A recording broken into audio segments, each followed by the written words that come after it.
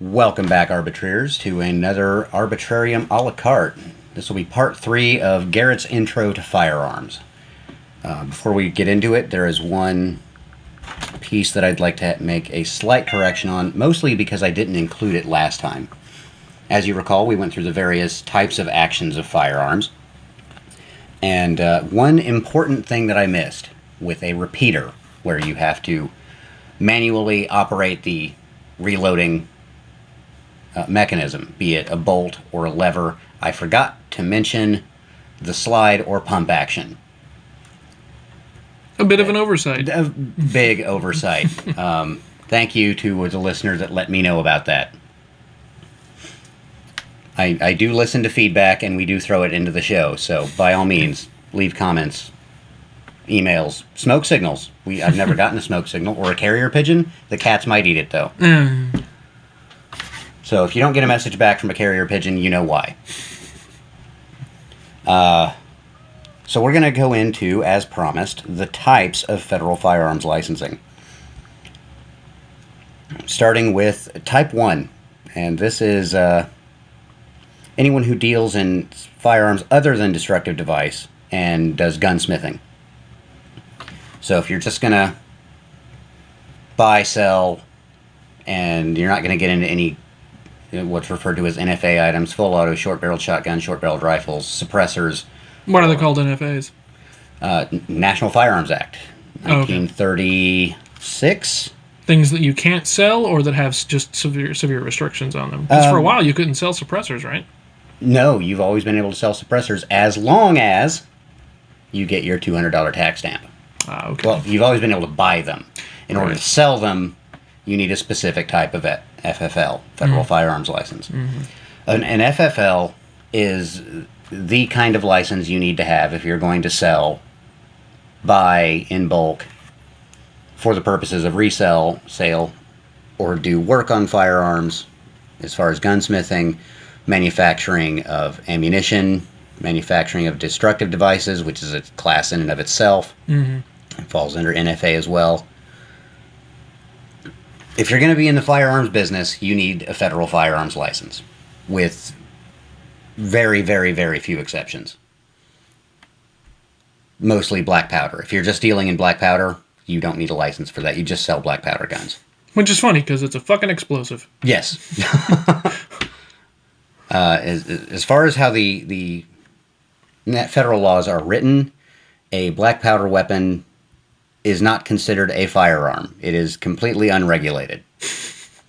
As if... a potent explosive. As if the men who died in the Civil War were not killed by black powder guns. And some might argue that, well, they didn't have machine guns, or what we consider modern firearms. And you are correct to a point. The Gatling gun, that was originally a black powder. It's hand-cranked as a repeater, as we mentioned last episode. There were also things like the... oh, God, Garrett, come on. Puckle gun. The Puckle gun. Kind of an early quasi-machine gun, circa 1717. Machine guns, or things like them, have been around a lot longer than the country has. So those do exist. They were used. Fun fact about the Puckle gun, it came with 2 barrels and chambers. One for firing round balls, for use against Christians, and one that fired square bullets, like cubes, for use against Muslims and heretics. It fired cubic bullets? Yes, it fired cubic bullets. How do those work? Well, you would load them into a separate chamber. You just load them into into a rotating chamber, and then you'd line the chamber up with the square barrel. And it would shoot through it no problem? Yes. I imagine when it came out, it would tumble a whole lot and be unbelievably inaccurate. Yes, it was not rifled. Okay. Can you rifle a square barrel? I don't see why not. You just take the square and you. Oh, I guess the whole thing would turn. Okay. Yes, the whole thing would turn. Yeah, that makes sense. Okay. It would still become unstable because it's a fucking cube. It's a cube, yeah. Cubes aren't known for their aerodynamic properties. Yeah. But yeah, the puckle gun was a thing. It could maintain a rate of fire of around 60 rounds a minute. Who used this? Because you said one. This was invented by I can't remember the inventor's name. Probably Puckle was his last name in Great Britain. But one was used against Christians and the other was used against Muslims. So yes, specifically. Yes. So this person, Muslims and other heretics. Okay, heretics of what is my question? Was this Christianity? Guy? But he said one was for Christians. Yeah. Well, there can be heretics of Christians. Yeah. Christianity. Okay, fair enough. Yeah. Okay. That was early 1700s. Okay. This was before the concept of secular humanism really came around. Right. Well, no, it was there, just not prominent. Yeah. So you could buy a puckle gun, no issue. Mm-hmm. And the Royal Navy was interested in them for a time. They never saw great success because they did have some reliability issues, but the first demonstration was it can maintain a rate of like 40 rounds a minute in a driving rainstorm. Mm. It was flintlock. That's impressive. So your Type 1 FFL. If you're going to deal guns, if you're going to be a gunsmith, and you're not going to be dealing with destructive devices, a Type 1 will do you just fine. Mm-hmm. If you're going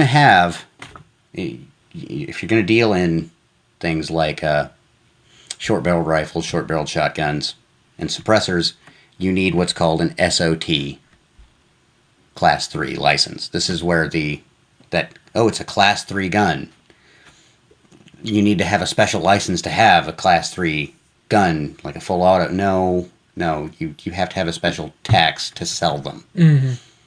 You don't need a special license to buy one. You just need to pay your tax stamp, and you have to get a tax stamp for each one that you get. That tax stamp is $200. Mm-hmm. Which at the time of the NFA's adoption, $200 was equivalent to like $4,500 now. Right, yeah. So they thought, well, $200 is going to price everyone we don't want having these things out of the market. We'll never have to adjust that. Well, now $200 is less than most people's paychecks every week. Mm-hmm. So there's a debate on whether or not to just get rid of that or raise the cost. Raise the cost. Yeah. Although I've never heard any fire or gun control advocate, someone in favor of gun control, saying let's raise the cost of the tax on NFA items. Mm. Not heard anyone say that. Well, generally what happens in a situation like that politically is that you have, as an example, you'd have gun control advocates saying we need to ban them in general, and then the government's like, okay, well, let's talk about this, and then somebody like Biden would come along and say, well, we're going to try and break even, and instead of banning them altogether, we'll just raise the price of the tax stamp to make it prohibitively expensive for the people that we don't really want having them. All that's really doing is giving the government money. That's all it is. And expand the definition of what makes an NFA item. Well, I've heard plenty of talks about that. That's what a lot of the assault weapons bans really are. Mm-hmm. I was looking at the same thing when they decided to raise the taxes on tobacco. It's like, you don't care about people dying from tobacco. What you care about is at least getting some money out of it. There's an economic theory behind it, but we're not a politics channel. Yeah. We're not really even a gun channel, but we're talking about guns right now. That's true. We tend to actively avoid talking all that much about politics. For good reason. Yeah. It's a lightning rod, and we don't want to deal with it. The second type of FFL, there's 11 types, by the way. So, strap in. Here comes an education. A Type 2 is any business dealing with guns that is also a pawnbroker.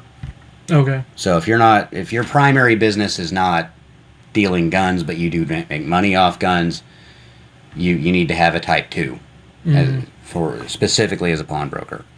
Type 3 is an interesting little dig in there. It's for curios and relics. Okay. These are like collectors? Yeah. Yeah. Collector items, certain rare firearms, and the line in the sand that is the weapon manufactured, not the design, is the weapon itself manufactured more than 50 years ago? If it is, then it falls under curios and relics. unless it's another type of NFA item. Okay. So it's considered obsolete. And if you have a Type 3, you can have it shipped to your own door. You don't need to engage in any kind of business to maintain it. Although, needing to engage in business to maintain your FFL, as that being a requirement, that I don't like that at all. It's like, well, what if my business is failing? Yeah. There used to be a Type 4. It's no longer around, and it had something to do with, I think, specific certain kinds of black powders, but that's gone. The Type 5, this is someone who manufactures ammunition for weapons. If you're going to just make bullets and sell those, then you need a Type 5. Now, unless those are... And you can manufacture any kind of bullet you want, unless it's otherwise considered a destructive device or armor-piercing ammunition. What makes armor-piercing ammunition? Good luck.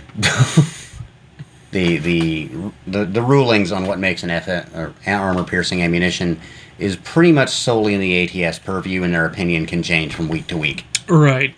There was a big stink a few years ago because companies are now making AR-type pistols.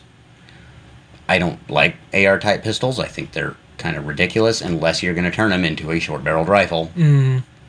Then, okay, you buy this thing as kind of a placeholder till you get your $200 tax stamp to turn that into a short-barreled rifle. Yeah. Then, all right. But because it's considered a pistol or a handgun, well, it still fires 5.56 by 4.5 NATO, or 5.56 NATO as it's often just called. Well, one of the most common loadings of 5.56 NATO is M855 ball, which has a steel penetrator in it, specifically for the purposes of getting through light body armor. So now it's armor-piercing ammunition in a handgun. Yep. And that's primarily what they restrict, is armor-piercing ammunition for a handgun. It has to do with a lot of the cop shootings that happened in the 90s and aughts. Right. That's why they cracked down on that. But the common use clause kind of came in, or common use argument, so M855 ball, there was an exception made for it, but not 7N6 454 Soviet. Kind of the Soviet answer to 5.56. Yeah. 7N6, you can't get it imported anymore. Because AK-74s don't deserve food. You're starving these poor AKs. A Type 6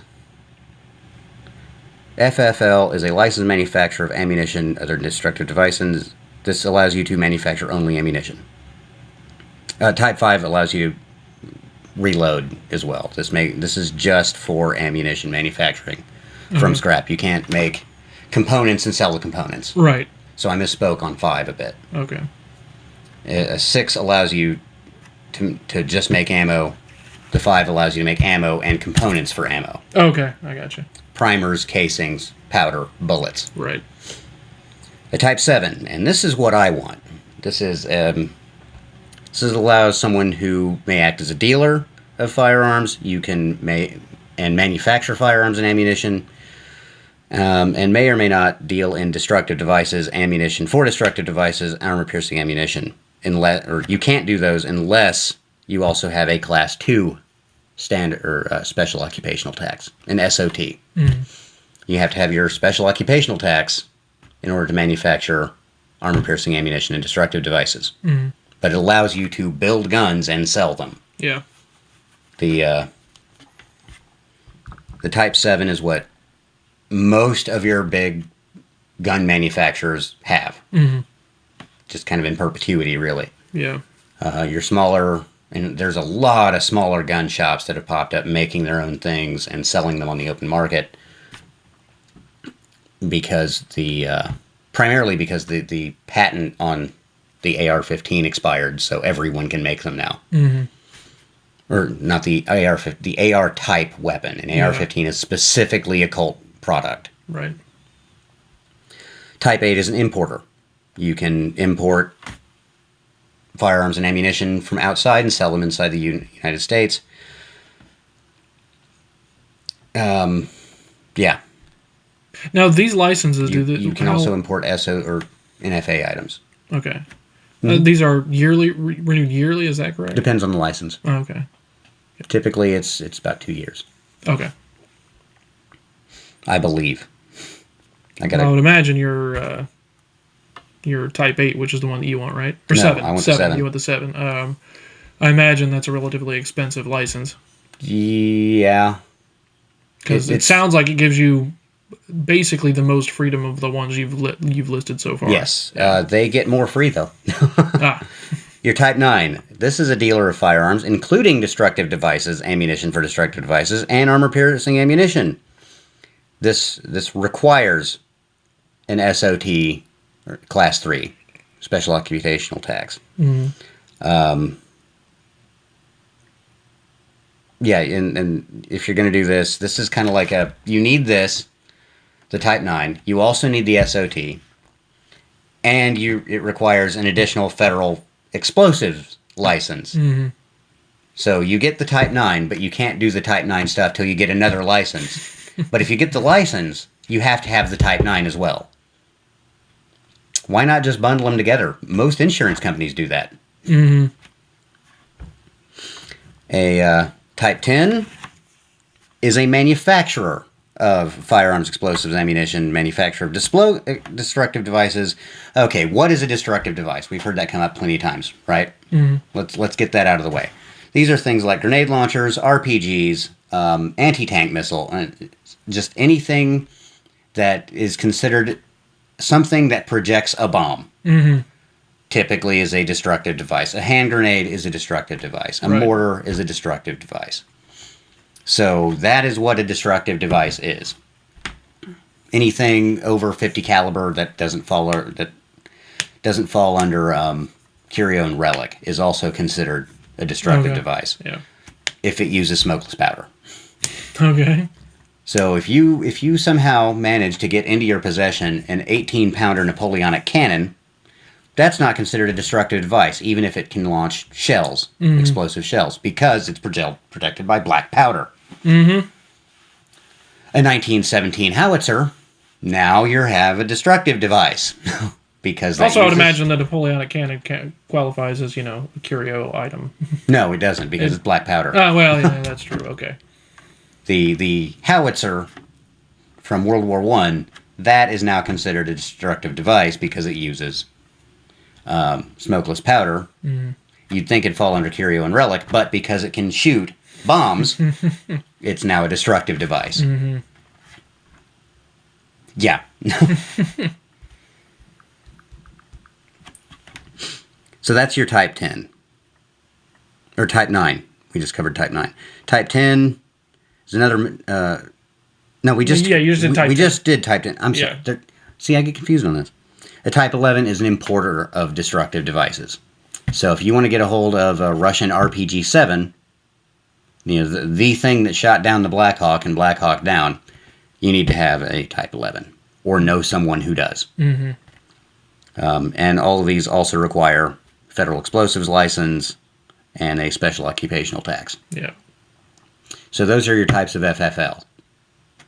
It seems to basically boil down to what do you want, and is it for personal reasons? Are you selling it? Or are you manufacturing it? Or are you importing it? Yeah, well, when I think of import, I think that's probably like a selling issue. Not necessarily what if I'm importing it for my own personal reasons. Oh, fair enough. There are some places that they have an importer's license, but they don't sell their inventory. It's just they import these things for their own personal use and for demonstration for law enforcement and military demonstrations. Mm. And they typically have an SO3, right, or SOT3 as well. So, point about machine guns, since we're getting onto regulations. Anyone can own a machine gun. Anyone can buy a machine gun, provided they pass a background check, find someone willing to sell it, can pay the exorbitant prices, and I'm talking $5-6 minimum, and that's for a shitty Mac 10. Though not all Mac 10s are shitty. Let's be inclusive here. Fill out a stack of paperwork about 3 inches high. Provide fingerprints to both the ATF and the FBI. Pay your $200 tax stamp and wait for them to tell you it's okay for you to buy that. and if that gun was manufactured before May of 1986. So it has to be manufactured before that for you to be able to legally own it? Yes. Okay. And they can deny you regardless of whether you've done all the other stuff? Yes, that is not shall issue. Right. So you can spend all that money, and then they can just say no, and they don't have to tell you why. Right. The seller will give you your money back. Okay, because then you could sell them for taking your cash. Right. But, anything full auto manufactured after May of 1986, May 16th, 1986, is, that is verboten. Unless you have a special occupational tax. Okay. Then you can own it. And depending on your FFL, you might be able to make one. Mm-hmm. Can you sell it? No. Okay. if you lapse on your FFL, is revoked from you for whatever reason, or you just decide not to renew it, then you have to destroy that weapon or render it incapable of full auto fire. Mm. And I think the way that the receivers are actually registered for that, you have to destroy it. Right. Yeah. The actual weapon part that is tracked is called the receiver.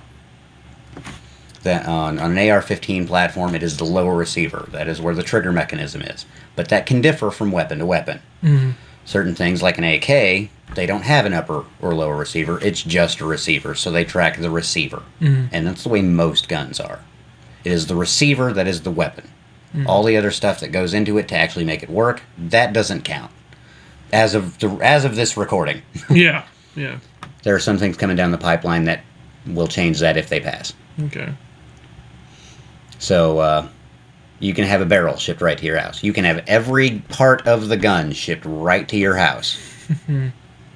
Except the receiver. But you could make your own receiver. Yeah. And you wouldn't need an FFL to make a receiver. Americans, since the country's founding, have had the right to make any firearm they want. They just have to make it. They can make their receiver, buy a parts kit, slap things into it. Okay. You're good. But they have to make it like from scratch. More or less. Okay. I mean, you can. So that's what the 80% ruling is. That's what that's all about. So you might hear some politicians or activists on either side talk about 80% frame or receiver. What that is a chunk of metal, or sometimes polymer, that is in the rough cut of what you're trying to make. Most of the ones that I've seen and handled are 80% AR-15 lower receivers. Mm-hmm. So it has like the mag well milled out, where the magazine goes in. It's got the trigger area cut out. But you got some work to do on it to get it to be able to function. Right. The rest of it, you're going to require a drill, a milling machine, something like that, to finish the gun and then throw the parts in. Mm-hmm. Those things aren't difficult to do if you have the proper jig, proper guide to guide like a hand drill in. You can do it with a hand drill. You just got to be precise with it. Yeah. But to my knowledge,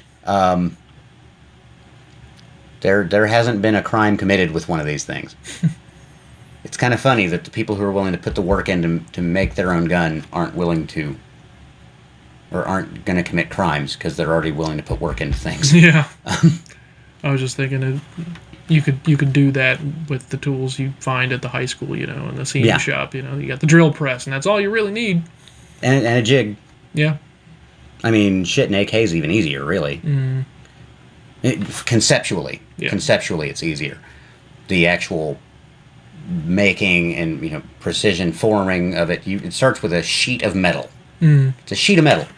You get two other sheets of metal. You bend those in the right place. You spot weld those to the inside of that sheet of metal, and then you fold the sheet of metal. Mm.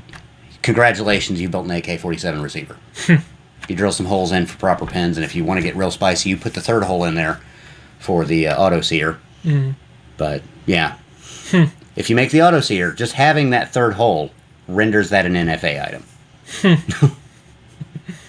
If you don't have the hole, you're good. You put the hole in, machine gun. Mm. You go from perfectly lawful to felony charges. Because of one hole. Because of one hole. unless you've paid the government their blood money. I'm obviously in favor of everyone being armed if they are legally capable of being. Yeah. I am biased, if you haven't been able to tell so far, beloved audience. It wasn't that long ago you and I were talking about how happy we are that demographics post-COVID and post-Black Lives Matter and all that have decided, and post... You mean the Summer of Love? Yeah, have decided that maybe they want guns. And they have been buying up guns in record numbers. The black community has, the trans community has, the gay community has. They're all buying up guns. Mm-hmm. It's like, good, there we go. Yep. I want them, if they are legally and mentally capable of being armed, I want them armed. Mm-hmm. There's a place near me called Range USA. It's not that far away. It's an all right place. I think their prices on firearms, unless they're a brand new spicy Smith & Wesson item, are a bit on the high side. Mm-hmm. But every time I go there, it's minorities and gays and trans that are going to the range and buying ammunition, and I could not be happier. Just, yes, you need these. We all need them, but for certain reasons, you need them more than most. Right. Defend thyself against those who would take your rights away. That's what the whole thing's about. Yeah. When I get my FFL, my Type 7, where I make my own guns and sell them for profit, the company is going to be called Fourth Box Armament. The reason being, we have four boxes that protect our freedom. The soapbox. You need to be able to step up on that soapbox and say whatever the hell you want. Mm-hmm. If that's taken away, you have the ballot box. All right, they're going to say we can't say that. Well, let's vote their asses out. Well, if that box is taken away, you have the jury box, where you're serving on a jury. I think this is bullshit and these charges should have never been dropped. You can nullify the entire case. Mm-hmm. If that's taken away, you've got one last option. The cartridge box. The fourth box. That's a good one. I like that. So that is why Fourth Box Armament is called Fourth Box Armament when Fourth Box Armament launches. Mm-hmm. When that'll happen, I don't know, viewers, listeners, whatever you are. Sponsor it. Yeah, you better believe we're going to be writing ads for that. Who knows? We might get some actual footage of a Harriman special. Yeah. Didn't even think about that. Mm-hmm. That is a possibility. We could actually start doing video episodes. Yeah, we could blow up a human head. We could. We could blow up a human head. As a facsimile of a human head. And defensively, Susan. Our thing, I'm gonna drill a little hole in the head. Just a little one so we can put a cigarette in there. And light it. And put a blindfold on it. Yep, and then you can shoot the thing. Yeah. I've got some ideas for original designs. As how well they'll work out, I have no idea. I've never designed a firearm before in my life, but I have a decent idea how most of them work. Right. So, we'll see. Cool. You got anything else? We're about at the half-hour mark. Next episode, we're going to go through the patented Garrett's 15-minute history of firearms. Starting from when a Chinese alchemist decided to try and create the elixir of life and blew himself up, to modern cartridge loading and the latest developments in firearms technology. We're going to go through the entire history of it. And I can do it in 15, 20 minutes. Awesome. Yeah, the way we're going, what I'll probably do once we've, either decided we're done with this series of episodes, or once we get like 4 or 5 of them, which we will have, I'll just create a playlist just specifically for this topic, because we've made enough of them for that to be a thing. Excellent. So, yep. Cool. Well, till next time, listeners, you have a lovely day.